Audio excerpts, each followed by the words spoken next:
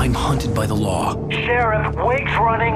I'm giving chase. Are you seriously telling me that writer just took out my deputies? A thriller I supposedly wrote is coming true. The genre of the story seems to be shifting. It's turning into a horror story. I was told that Alice had been kidnapped, but that was a lie. We don't have his wife. We don't know where she is. Our purported kidnapper was eaten up by the dark presence before it attacked me.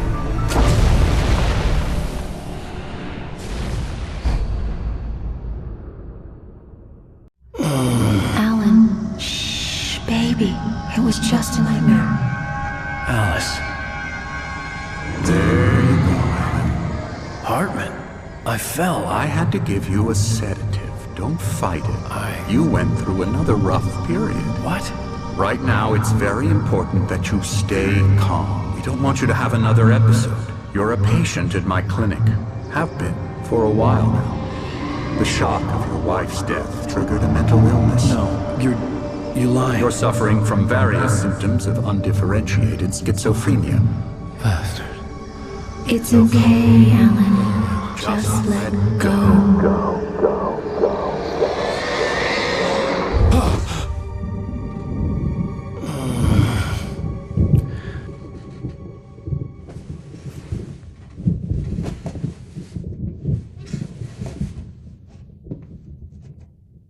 I felt groggy.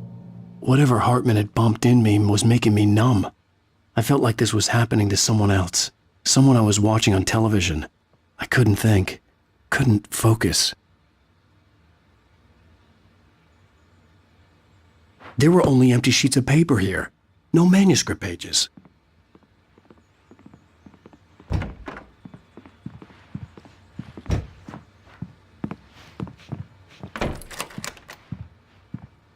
Good evening, Alan. Are we feeling better now? Feeling calm? Yeah. I see you brought your pet gorilla with you. So sure, I'm calm. I get the message. Loud and clear. Quite right. That's the spirit. You're being very brave, Alan. I understand you're confused. I would be more concerned if you weren't suspicious of me. I don't blame you for it. Big of you. Now, why don't you come with me? We'll reacquaint you with my clinic and go over everything you might have forgotten. Little walk and some fresh air? Yes, it will do you good. This corridor is for patients. Most of them aren't here right now. Jack took them out for a fishing trip, except for the ones who are particularly vulnerable, of course. I encourage creativity as a part of the recovery process here at Cauldron Lake Lodge. I specialize in treating artists. I bet you do. Splendid, Alan. I honestly believe we can get this thing under control if we work together. This way, Alan.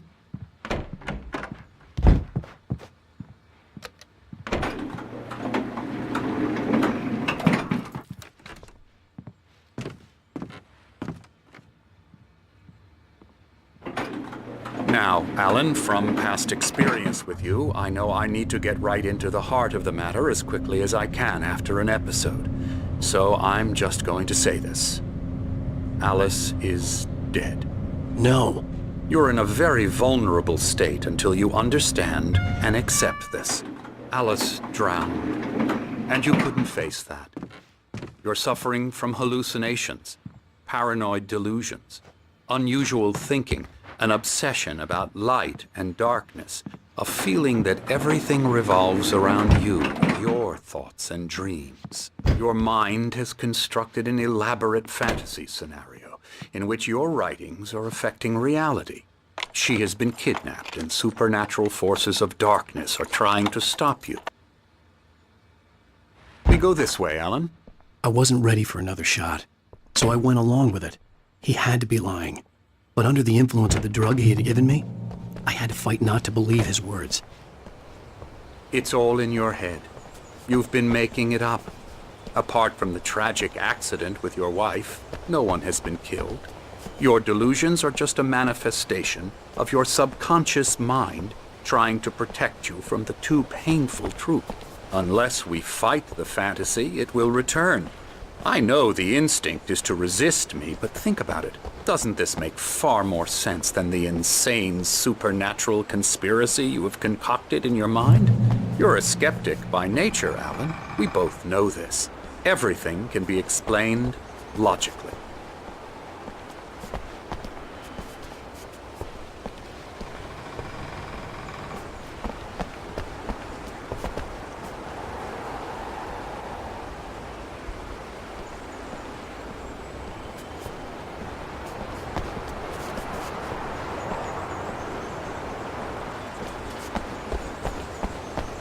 I never get tired of this view. Very inspiring, isn't it? Cauldron Lake spread below us. I could see Mirror Peak on the other side of the lake. I thought I could make out the spot where Diver's Isle had been when I arrived with Alice. Now there was nothing but waves. It seems there's a storm coming. Funny, I don't recall there being a mention of that in the weather forecast. Well, no matter. This way. Follow me. Alan, what I'm telling you is good news. Right now we're in control. Every time you have a relapse, it gets more and more difficult to resurface from the dark depths of your imagination. Not surprising, considering your profession. Imagination is what you work with. After all your nightmares, this should come as an immense relief to you. If it doesn't, why is that? Because I'm lying? Or because you don't want to admit that you're not well? It's very natural for you to think of me as your enemy. It's part of the illness. I let him talk. After all, Hartman I'm the one obviously trying loved to his bring own you voice. out of the world His words you've echoed constructed for madly yourself. inside my head. But I can't I dug do my it nails by into the myself. palms of my hands to stay You need to focused. work with me. Once you accept that, we can begin the journey towards your recovery. Come along. Let's go inside.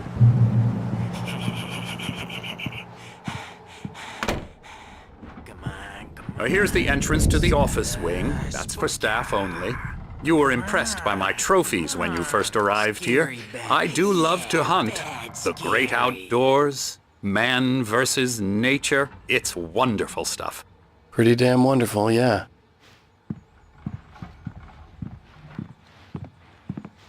Scary, scary, scary.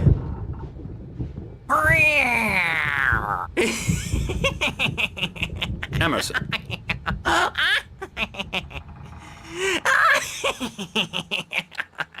I'm a real bad dream, mister. You should be afraid of me. Don't want to run into me in the night, that's for sure. Please, Emerson. Mr. Wake is confused enough as it is. Yeah, you'd like me to go away so you won't be scared. But you can't just decide what kind of dream you have or when you have it. Emerson. Okay, sorry. Boo. That's Emerson. We're actually making some progress with him, I'm happy to say. He works on video Elbow strike. games. Ooh, It's yeah. trash, of course, but it does involve Get some him to the head. small creative effort, which makes him receptive to my therapeutic methods. No kidding.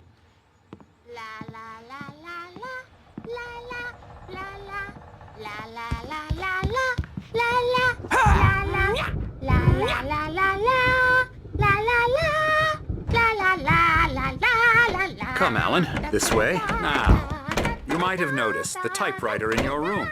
You've been writing as a part of the therapy. As soon as you feel up to it, you should continue.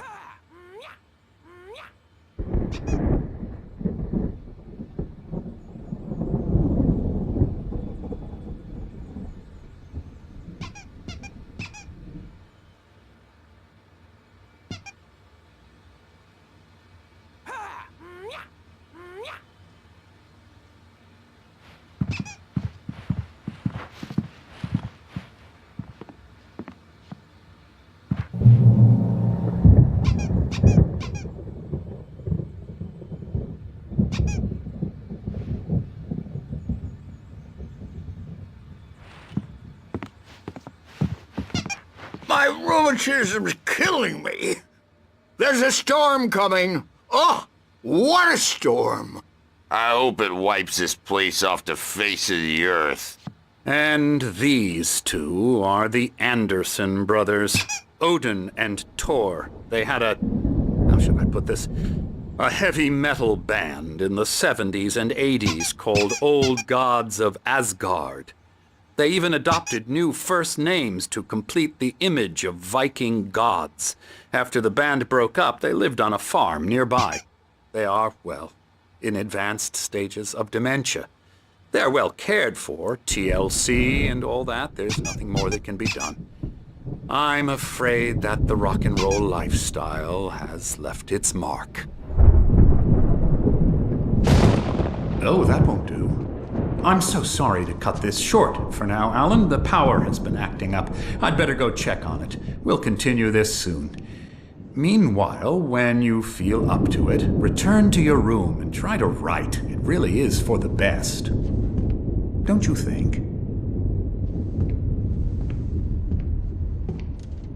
I'd like to bash his head in with a hammer. Oh, he'd love to fish out our secrets, but he has no clue. He's not crazy enough. Not crazy like us, Sonny. Yeah! Being crazy's a requirement, Sonny. Who else could understand the world when it's like this? It takes crazy to know crazy. That's the sanest thing I've heard in a while. Zane! You're all right, Tom. Hey, we like him, don't we, bro? He's got to go to the farm. The Anderson Farm. Valhalla! We wrote it all down, lest we forget. A crash course. All you need to know to get your head right. You need to find the message. Here, Sonny, here's something for you. Gave me a rash, but I kept it safe from these bastards. My head... Zane could feel the poems, taking form, shaping things. As he experimented, he imagined he could almost feel the power surging through the keys of the typewriter. It exhilarated him. But there was fear, too. If not for his young assistant Emil, he would have given it up. But Emil convinced him otherwise.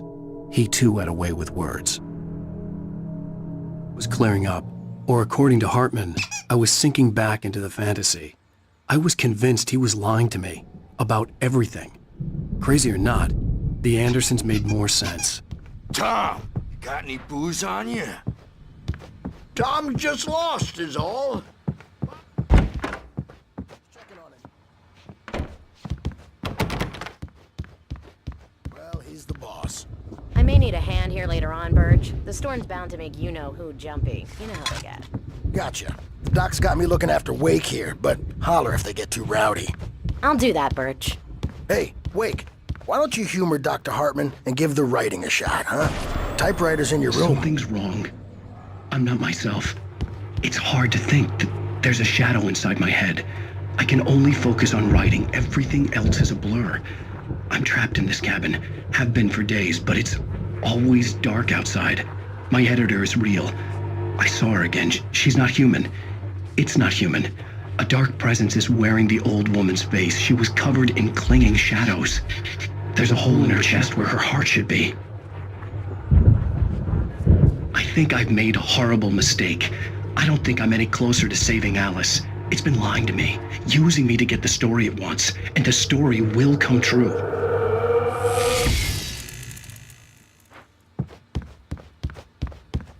You can get to your room by those stairs, Wake. The white glare of the blank page in front of me hurt my eyes. My hands began to shake uncontrollably. Everybody, calm down. Put that down. Bert, I need help. Hey, Wake, you stay here. I'm gonna go see what's up. You just keep doing what you're doing. Be cool, okay?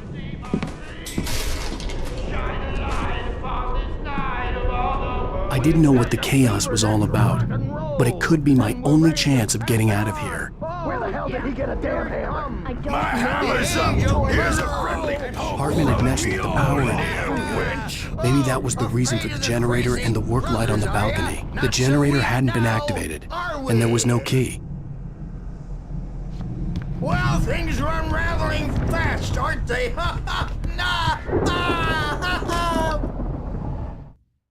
Hartman kept talking, giving Barry the grand tour, clearly proud of the place. He went on and on about his hunting trophies, and Barry was impressed. But he was here on business. He raised his voice, cut through the monologue. "Hey, Hartman, where's Al?" Hartman stopped in mid-sentence, annoyed at the interruption. He nodded at the hulking orderly standing nearby. The man smiled and clapped a practiced hand on Barry's shoulder.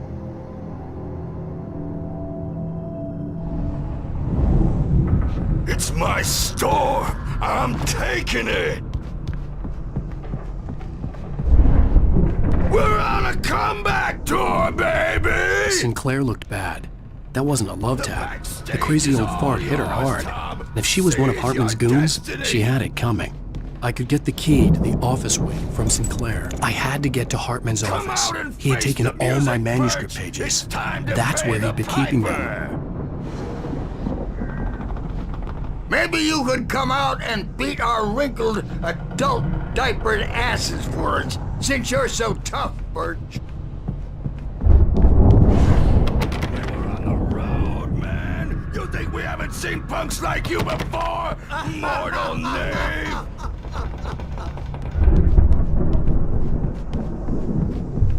Yeah, you better hide, Birch. My wrath will break you. He's probably kidding, Birch. He's got a great sense. The markings on the tape said they were recordings Hartman had made at the sessions with his patients. Now, I saw Mrs. Alice's Wake, name on one of them. can you tell me For a about moment, Alan's problems? I couldn't believe it. He's more and more out of control all the time. The parties, he's so angry all the time. He's getting violent. Do you mean with you? No, not with me. No, never. Sometimes I almost wish Alan would take a swing at me, because at least that lead to a conversation he couldn't just march out of. But no. Alan doesn't really sleep. And the work, well, he's not writing at all. He sits there for hours and just gets more and more frustrated. And I can't talk to him. Yes. Tell me, Mrs. Wake. What would you say to him if he'd listen? I don't know. I want to say, I look at you, and it's not you. Just some stranger who resembles you. Looking out from behind your eyes, and I don't like that guy much. And now it's all gonna go to hell. But you don't ever say this. No. I've tried, but he's not listening. He's too deep in his own problems, always going on about something else. I'm so afraid I'm gonna lose him, and we're not even talking anymore. He doesn't let me in anymore. He just keeps me in the dark. I'm so alone here, even when he's home. Please help me, Doctor, because I'm at my wit's end. Well, if you can just get him here, I'll absolutely do my very best. Yeah, but Doctor, you need to be careful with him. He's not just going to listen to you and cooperate. He's the most stubborn man I've ever met. Well, I'll be sure to bear that in mind. Hearing her voice, what she was saying made me happy and sick and guilty all at once. Worst of all, I recognized the words. The phone call from her. It had been a cut-up of this. Just a recording. Hartman wasn't happy. Mott could see it in his eyes. He quickly lowered his own. He had made a mess of it, and he knew it. The shame of failure was hard to bear. He hadn't expected Wake to say he needed more time, and he blurted out 2 days, less than Wake had asked for to show him who was in charge. But that wasn't part of Hartman's plan.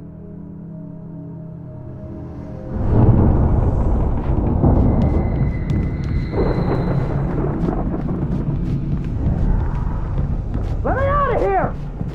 Hartman, do you hear me? I'm gonna sue your crazy quack ass to shreds! Seriously! Barry? Ow! About time! Barry, man, am I glad to see you. We need to get to Hartman's office.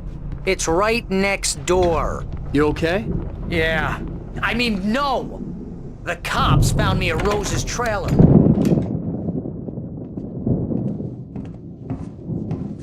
These were all the pages I had on me. And more.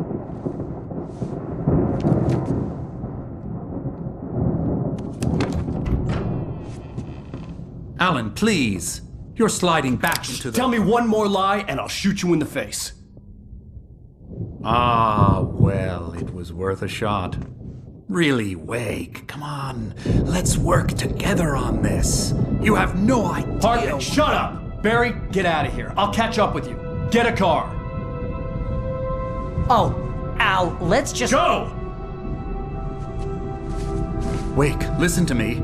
This is a mistake. Don't you see? Together we can create something absolutely wonderful. With your ability and mine.